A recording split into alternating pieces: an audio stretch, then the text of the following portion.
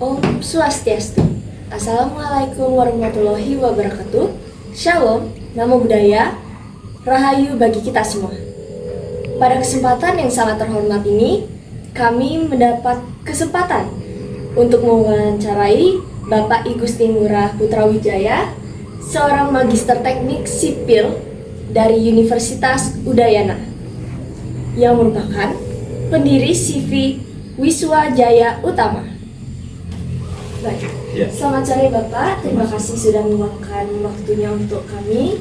Selaku tim dari kelas 11 DBB 3, saya sendiri, Binda, yang akan mewawancarai Bapak. Kemudian ada kameramen yang paling depan, itu ada Chandrika, di bawahnya ada Cahaya, dan di sebelahnya ada Chandra. Sebelumnya, bagaimana kesan pertama Bapak menjadi narasumber untuk kami, Pak? Ya, adik-adik semua, anak-anak SMK 1 Denpasar, terima kasih atas kunjungannya ke CP Bapak, CP Wiswa Jaya Utama. Bapak akan jawab pertanyaannya. Yang pertama, tentu Bapak sangat senang kedatangan adik-adik, membantu adik-adik untuk melengkapi tugas sekolah, karena Bapak sudah pernah mengalami hal seperti ini juga. Dapat juga ya Pak ya? Ya, waktu Bapak di salah satu tugas dahulu sih, waktu Bapak kuliah S1, S2, ada juga persyaratan seperti ini. Ya. Oke Pak, terima kasih. Siap. Yang pertama, saya akan memulai wawancara kali ini. Untuk pertanyaan pertama, apa nih profil dari perusahaan Bapak, CV Wiswa Jaya Utama? Ya, profil perusahaan ini, saya selaku pendiri, nama lengkap saya I Gusti Ngurah Putra Wijaya, STMT. Jadi S1 saya dapatkan di Fakultas Teknik Sipil Universitas Udayana. S2 saya di kampus serupa, Magister Teknik Sipil jurusan Manajemen Konstruksi. Ya, jadi perusahaan yang Bapak dirikan ini baru dari tahun 2023. Baru berdiri, tergolong muda, kalau pengalaman Bapak sudah lama. Jadi sebelumnya Bapak pernah kerja sama orang lain, belajar sendiri freelance tanpa bendera. Akhirnya pada 2023 ini, yang sudah lewat berarti 3 tahun yang lalu, Bapak memberanikan diri untuk mendirikan perusahaan CV Wiswa Jaya. Saya punya talent sangat kuat, tapi Iya. mendirikan perusahaan Pak. Iya, terima kasih ya. Lanjut. Oke, baik. Bagaimana sih sejarah CV Wiswa Jaya Utama bisa berdiri sampai di tahap ini, Pak? Kembali lagi seperti Bapak jelaskan tadi, Bapak perlu badan hukum yang jelas. Jadi, sebelum punya CV, langkah kadang-kadang berhenti, karena ketika ketemu klien atau konsumen pasti menanyakan badan usaha berupa CV. Ini kontraktor sah atau tidak, seperti itu. Tapi tidak semua seperti itu, dan itu adalah kepercayaan. Jadi begitu owner percaya, dengan atau tidak CV bisa juga berjalan. Ya, terima kasih.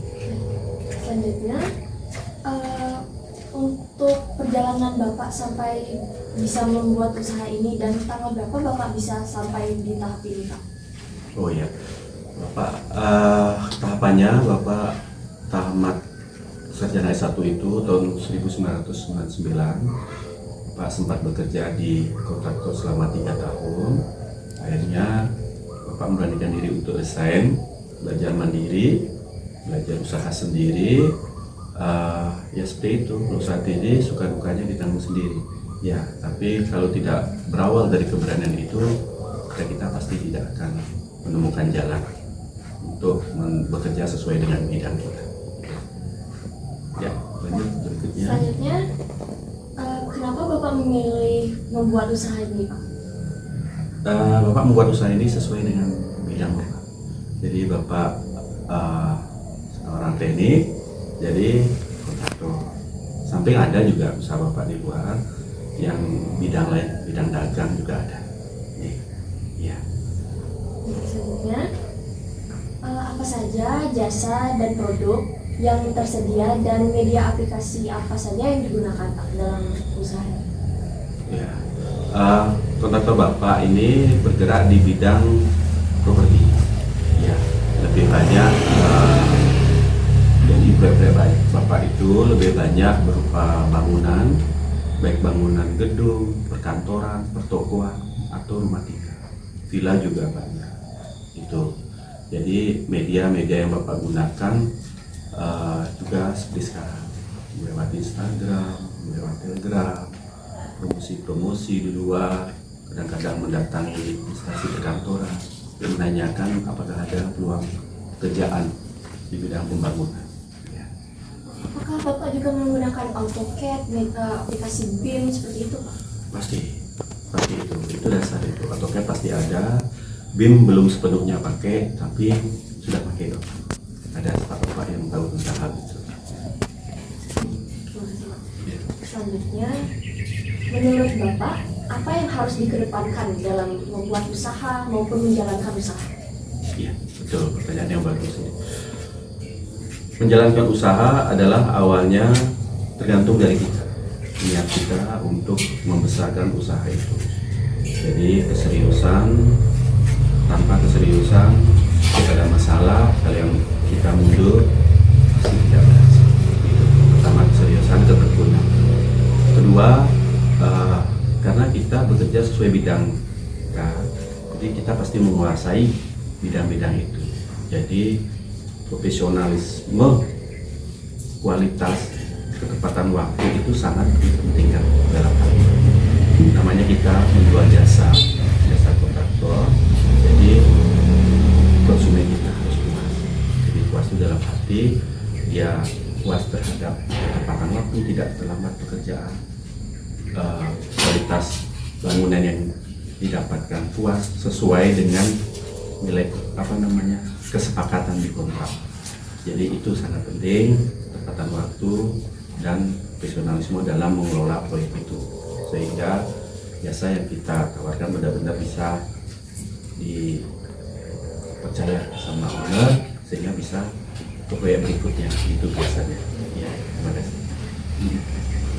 Selanjutnya, tantangan apa saja yang Bapak hadapi saat mendirikan serta mengataskan usaha ini? Dan bagaimana cara Bapak menghadapi? Ya, tantangannya biasanya lebih banyak ke tenaga kerja. Ya, tenaga kerja, jadi pekerjaan di bidang bangunan itu membutuhkan banyak tenaga kerja. Jadinya istilahnya tukang-tukang, mandor-mandor atau uli itu banyak kendalanya di sana. Kadang-kadang tukang Bapak gabung antara tukang lokal, tukang Bali yang jumlahnya lebih sedikit tentunya. Bapak mendatangkan tukang dari Jawa. Jadi kendalanya lebih sering itu jumlahnya yang kurang cukup. Bapak perlu misalkan 20 tukang, nyari yang benar-benar tukang itu yang bisa bekerja itu sangat sulit. Ya, jadi kendalanya suplai tenaga kerja itu jadi masalah. Kedua, setelah dapat tenaga kerja, kadang-kadang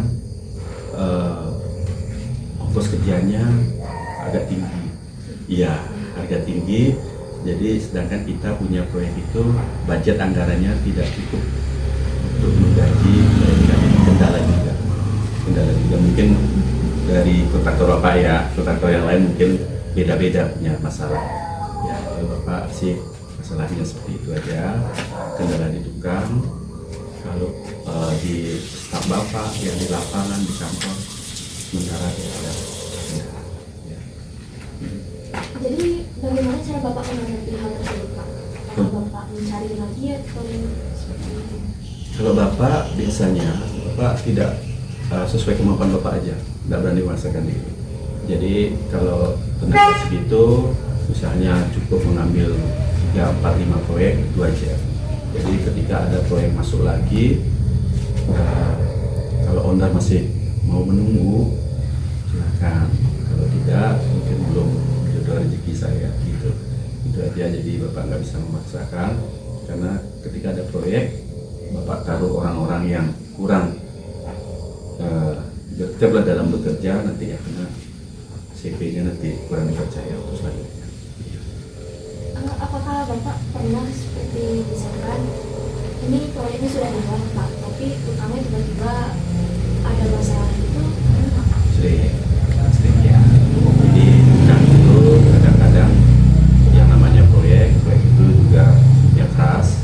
Kadang-kadang ada tukang yang tidak cocok dengan temannya sendiri, ya kadang kerja beramai-ramai begitu kan, situasinya kadang agak panas gitu. Lebih sering tukang itu jika ada masalah dia pindah ke tempat lain.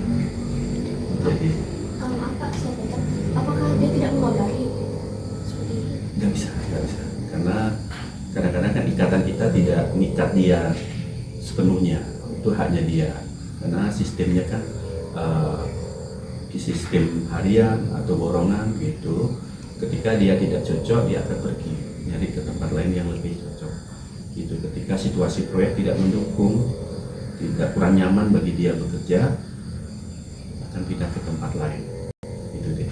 Kadang-kadang dari lingkungan dan mungkin dari harganya, setelah dia coba-coba bekerja tidak cukup, akhirnya dia tempat lain gitu. Jadi solusinya Pak masih cari alternatif, pasti jika dia pergi kita carikan yang baru gitu. Ya, karena kan proyek pasti harus selesai gitu kan ya. Apabila ada tukang yang mungkin baru belajar gitu, apakah Bapak menerima atau Masih menerima. Kalau tukang kan tahapannya mereka itu dari pemula, istilahnya dari kuli. Bapak lihat perkembangannya, kalau gimana dia agak lama mengabdi sama CPJ Bapak, Bapak kasih kesempatan untuk belajar. Pelan-pelan, oh ini belajar begini, belajar master misalnya, Bapak kasih waktu untuk belajar master. Tentunya karena belajar, Bapak kasih tempat-tempat yang memang tidak perlu detail banget gitu. Jadi tempat yang di belakang, silahkan belajar, kasih kesempatan. Karena Bapak lumayan sih, tukangnya udah lama-lama. Jadinya Bapak didik dari 0 sampai bisa. Ya. Saya izin bertanya juga Pak, kan untuk akhir-akhir ini banyak arsitektur yang menggunakan materi kulit Pak, dari mulai segi bentuk, gaya, dan lain-lainnya. Untuk Bapak sendiri, apakah sebagai kontraktor itu bisa memenuhi tersebut Pak? Iya, Bapak kan bekerja, kalau bekerja kan ada konsultannya yang membuat gambar. Selama yang menggambar itu bisa mempertanggungjawabkan. Jadi si arsitek itu punya desain, tentunya dia punya konstruktif juga untuk menghitung kekuatan itu. Iya, pasti mereka kan pasti itu. Jadi konsultan, arsitek sama konstruktor terpadu itu yang satu sisi asisten desain, itu kekuatannya. Itu sering kendala. Jadi arsitek dia ingin mengimajinasikan semua kosong-kosong tanpa tiang dan lain-lain, sedangkan dari ilmu sipil kurang masuk. Jangan itu kadang-kadang ngalah arsiteknya dulu hal seperti itu. Jadi kalau memang tidak bisa ya diubah desainnya sampai memenuhi syarat dari segi kekuatan. Jadi jangan main-main sekali. Kalau arsitek kan belum inilah di bidang itu ya, kekuatan bangunan. Iya Pak, yang terakhir Pak, untuk dari Bapak sendiri, pesan Bapak untuk anak SMK yang ingin terjun ke proyek lalu berkarir nantinya gimana Pak? Oh iya, Bapak sering mengamati anak-anak SMK yang lagi praktek di tempat kerja Bapak, di CP Bapak dulu pernah ada. Sebelum Bapak CP ini juga Bapak pernah kerja sama orang. Anak SMK itu tidak sepenuhnya serius kadang-kadang. Ya, dari misalkan satu lokasi proyek itu ada 10 orang misalkan, tidak semuanya serius deh. Jadi 1-2 aja yang serius, yang lain itu sekedar itu sangat disayangkan sekali itu. Jadi kalau serius kan tambah ilmu, dan itu namanya serius kan menguasai. Jadi kalau ogah begitu nanti nggak tahu, ketika terjun nanti nggak tahu juga jadinya gitu.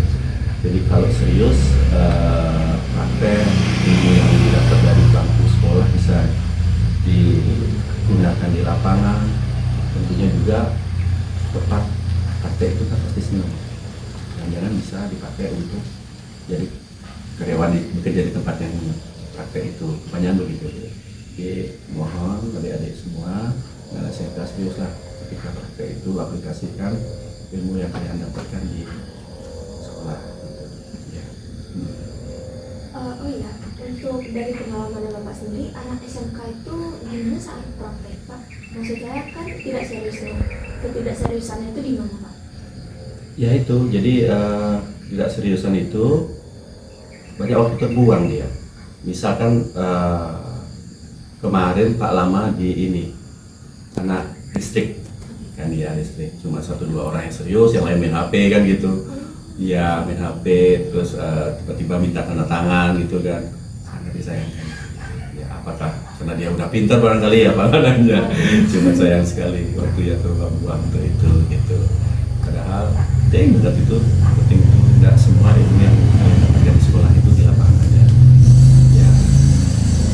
Untuk di CV Bapak sendiri, apakah Bapak menerima anak PKL seperti itu?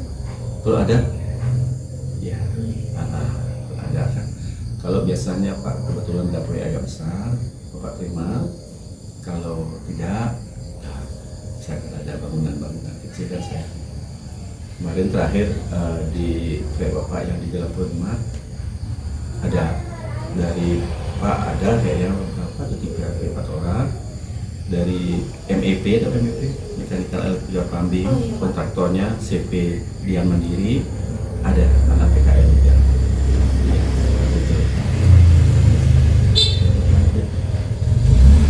Baik, terima kasih Bapak. Dan sebenarnya kami mohon maaf apabila ada kesalahan kata dan kata-kata yang saya yang kurang berkenan di hati Bapak. Kami tutup wawancara kali ini karena kami sudah sangat puas dengan jawabannya Bapak. Iya. Jadi kami tutup. Ya. Terima kasih. Om Santi Santi. Wassalamualaikum warahmatullahi wabarakatuh. Shalom. Namo Buddhaya.